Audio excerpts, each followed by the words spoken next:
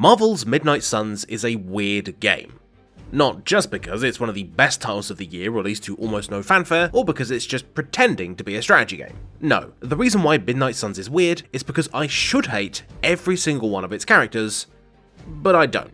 Let me explain. Marvel's Midnight Suns is a card-based tactics game that sees you assembling a big superhero team comprised of a bunch of recognizable superhero faces.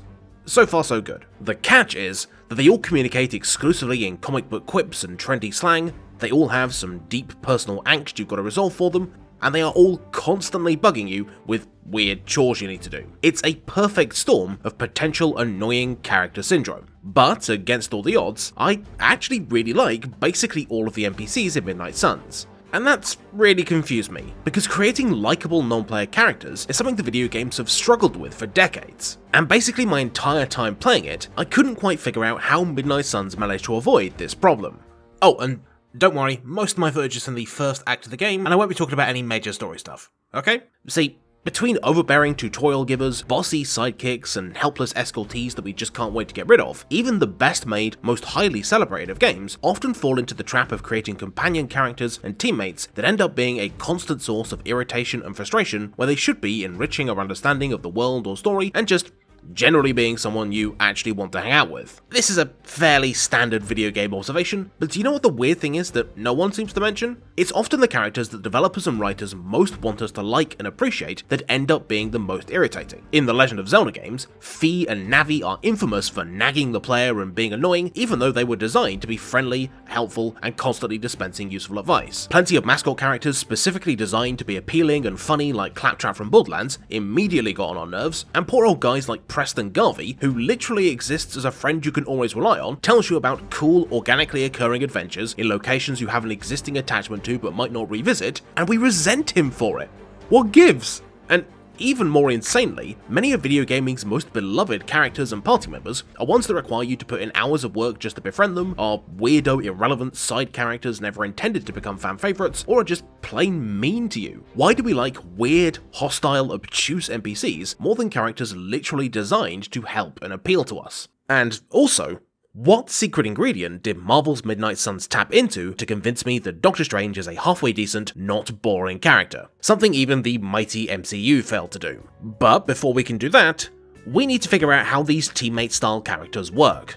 Whatever you want to call them, I'm going to go with companions. These characters serve a crucial role in basically any game they feature in. Companion characters exist to explain the world you're in, how to play, and provide a narrative foundation for the player to latch onto and begin creating their own story, not to mention serving as discrete gameplay entities that can evolve and change independently of the player. And for developers, companion characters are an incredibly useful storytelling tool and a great way to communicate with the player in a way that isn't going to break their sense of immersion. However, all those things are only true if we actually like the characters in question. See, companions are a bit of a double-edged sword. Their constant presence and status as the avatar of the developers, to match the main character being your avatar, mean that when we're positively disposed towards them, everything these characters do, and all the ways they react to us, are enhanced by that universal empathetic bond that we create with all good characters. But if they annoy, upset, or just disgust us, then we're much less inclined to listen to what our companion might have to say, and we may actually go out of our way to avoid or disobey them, often causing us to bump up against the limits of the game that these companion characters were supposed to protect us from, and making us resent them even more.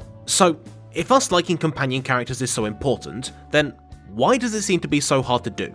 Well, I think a lot of that has to do with the fact that writing an interactive video game character is twice as hard as writing one in any other medium. A companion doesn't just have to appeal to us in a narrative context, they also need to justify their existence in a gameplay context. We want to feel in control, progress through the game, and have satisfying challenges, and any character that stands in the way of those things will end up being annoying no matter how well written they are. So, how do the best video game companions manage to be likable and pull off that seemingly impossible balancing act of allowing the player to have their own experience while also enforcing the intended structure of the game? Well, one way to do this is to simply lean into highlighting the player's autonomy by being as accommodating as possible and making the player feel like they're the main character, while still secretly teaching them how to play. One of the best early examples of this sort of approach can be seen in Alex Vance from Half-Life 2, particularly Half-Life 2 Episode 1, where she's basically your constant companion. Alex is a fascinatingly designed character, because she basically exists entirely to inform and cue in the player without ever directly telling them what to do or taking away focus from them as the main character. All throughout the episode, Alex's reactions to what's going on instruct the player on how they should be thinking and feeling at that particular point in time. She takes a moment to look out onto the devastation of the Citadel, reinforcing the danger to the player. The chat with her dad at the start sets up the emotional stakes, and she's constantly asking all the questions the game wants the player to be asking, often figuring out the answer right around the same time you are. Look at this bit where you need to crawl through a vent to bypass a locked door. Alex wonders how you'll get past, but never even mentions the vent until after you've revealed it. Then she tells you an anecdote about some other time you used the vent to bypass a locked door instead of directly telling you what to do, preserving a feeling of control and agency while still basically telling the player the solution to the puzzle, but in a way that fleshes out her character and the surrounding backstory of the game. Alex's amazing trick is that she's a really light touch, and the developers trust the player to pick up on what she's putting down and to follow along with her emotional arc without ever explicitly instructing you to. The Half-Life team even changed Alex from leading you through the levels to following you instead, to highlight the fact that you're in the driver's seat and she's there to fill in the blanks that mute, stoic Gordon Freeman isn't able to. Other games that try this approach often get a bit too heavy-handed with their empowerment of the player, and instead they end up coming across as patronizing. The newer God of War games are an unfortunate example of exactly this, in spite of their great writing and mostly solid characterization. So, often in the God of War games, characters will shout at you about obvious battlefield conditions, remind you of your objectives over and over, and even outright spoil puzzles. As in, you walk into a room and the boy has already figured it out and tells you how to beat the thing before you've even had a chance to look around. It sucks. The intent here is for your various companions to arm you with all the information you need to play the game your way, but their help is so obvious and often so unnecessary that it just ends up feeling like you're being babysat by your own son. This is generally why overbearing tutorial characters are so universally irritating. They're often tuned such that they give you all the information that the absolute lowest skill level of players will need, meaning that for everyone above that skill level, they end up spouting redundant reminders and obvious solutions, not just interrupting gameplay, but actively taking away from the fun of solving puzzles, exploring, or figuring out enemy weaknesses. By giving players the option to shut them up, or to only get help when asked, these guys often become way more palatable without changing any of their dialogue at all. It's crucial the companions attempting to make us feel like the main character are able to set up the right kinds of experiences, and that often requires some prediction on the part of the devs. It's no good if a sleuthing companion spoils or ruins the mystery of a detective game, or if one encourages you not to explore in a game all about exploration, as is the sad fate of Preston Garvey. This same mismatch of expectations also happens in High on Life, a game defined by its core gimmick of your guns serving as your companions, which isn't quite as fun of a concept as you might think. See, my main aim in High on Life was to hear some jokes and shoot some stuff, but it's often difficult to hear the comedy because Kenny the Gun seems intent on continuing his Type 5 while you're trying to concentrate on playing the game, and you also can't shoot the things you want to shoot because he petulantly tells you off for trying to blast the non-enemy NPCs, all of whom, if I'm honest, really deserve it. Stop it, we're not killing this one! It's a fundamental misreading of the player's goals, and as such, it doesn't really matter whether Justin Roiland is funny or not, the answer to which is, occasionally. I hate his stupid gunman regardless, because he stops me from enjoying the game the way I want. The character I do like, however, is Knifey the Knife, who constantly begs you to kill people, because guess what? That's what I want to do as well! Oh, fuck yes! Fuck yes! More, I need See, more stuff! It's that simple. Midnight Suns actually has a really cool approach in this regard. Your core wants as a player when getting into the game are to lead a superhero team and have cool superhero fights, so all of its story beats are carefully structured in such a way that you get to do one of those two things, giving you a chance to define what kind of demon-slaying soup you want to be and feel in charge by bossing around Robot Man over here, or using a character's individual stories as a justification for cool gameplay, like this fun fight against Venom in a church tower, which is an explicit reference to the underrated Spider-Man 3. Additionally, the game openly acknowledges that with a cast as large as it has, you're not going to like every character or want to hang out with them, and that's why every single one is completely cool with being left on the benches and almost never being interacted with outside of maybe 1 or 2 story missions. Don't want to do Agatha Harkness's lesbian ghost witch treasure hunt? I don't know why you wouldn't, but yeah, you can totally skip it. Want to totally ignore Robbie Reyes because he's not very good, or Blade's book club because him awkwardly flirting with Captain Marvel is a bit cringy? You 100% can. You can even completely ditch your pet hellhound if you don't like dogs, but you might want to pet her anyway. See, in Midnight Suns, if you pet your dog enough, she levels up and gains a bunch of upgraded cards to help you in battle, and the same goes for all the other characters, minus the petting. Hanging out with them and increasing their friendship level will grant them passive abilities, upgraded cards, and a bunch of other bonuses. Plus, increasing the team's overall friendship level will get you stuff like crazy powerful combo team-up cards which do insane damage. But why do this? Why not give you access to this stuff by default?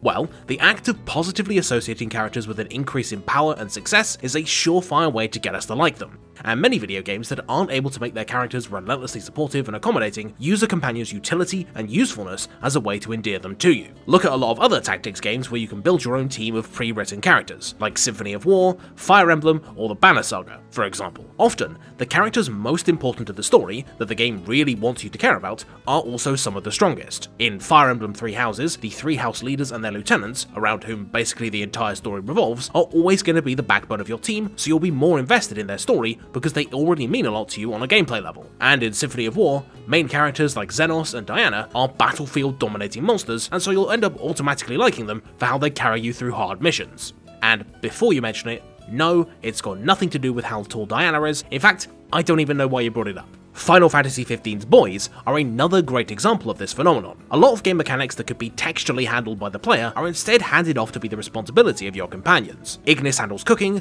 Gladio foraging, and Prompto is the one taking photos of your adventures. Even though nothing really changes mechanically than if Noctis were doing all the work, it does a great job of establishing the feeling of a team dynamic beyond combat, and also makes the companions feel like real people with their own lives and interests beyond smacking robots around when you tell them to. There's a reason why companion characters who actively help out are much more likely to get on your good side, and that's because while they might not always support the player's push to be the star of the show, they do contribute to that universal desire to win. This is why even relatively grating party members like Alistair the Himbo Paladin in Dragon Age, 9S in Nier Automata, or yes, even Atreus from God of War, more often than not get a free pass because they're useful and are still in their own way helping you to get what you want out of the game. Unfortunately, this dynamic of us liking companions who are helpful also works in reverse. If someone feels like they're not contributing or like they're a liability, then you're almost certainly going to hate them, and this can have disastrous consequences for your overall enjoyment. In Final Fantasy VII, Cait Sith is notoriously useless, with his limit break having the potential to literally just kill you, on top of him being generally the weakest party member. So by the time he betrays you, you're basically begging for him to leave, and you'll groan when he almost instantly rejoins. And in various co-op games meant to be played multiplayer like Left 4 Dead, you'll grow to despise your AI companions because they're often so incompetent that they're more dangerous than the zombies. As you might imagine, escort missions are particularly dangerous for this uselessness-induced dislike. Weak characters you have to babysit literally make the game harder, and so you're instantly predisposed against someone you're supposed to feel sympathy for. Ashley Graham in Resident Evil 4 is probably the canonical example of someone who's entirely helpless and also does very little to redeem themselves. It's actually kind of a shame, because I think her inclusion is a sensible idea. Survival horror games thrive on tension and tough resource management, and Ashley forces you to do more of that stuff, but the fact that she appears to do nothing but make the game harder overrides the fact that she sometimes, secretly, makes it more fun. On the other hand, Elizabeth from Bioshock Infinite nicely sidesteps this by being portrayed as in need of your protection in cutscenes, but in combat she's just immortal and even helps out by summoning stuff and fetching supplies, turning a particularly tricky companion dynamic into something that's basically all upside as far as the player's tactical sense is concerned, without losing her important narrative role. Of course, this isn't to say that characters who challenge the player and make them do more work are always going to be annoying companions. In fact, I'd argue the opposite. Many of the best companion characters ever are ones that instead of directly supporting you, represent some sort of interesting challenge to overcome. Look at the lovely Kim Kitsuragi from Disco Elysium. He, unlike you, is a good cop and will repeatedly reprimand you for being dumb or unprofessional in a way that actively prevents you from being able to do certain fun stuff while he's around. And on a broader level, the guy just doesn't like you very much to start off with. However, rather than being a buzzkill, the journey to earn Kim's respect and generally clean up your act forms one of the best and most rewarding plotlines in the whole game, with some great payoff, precisely because your relationship is so frosty to begin with. Kreia in KOTOR 2 is another great example who operates on the same principle but towards a different end.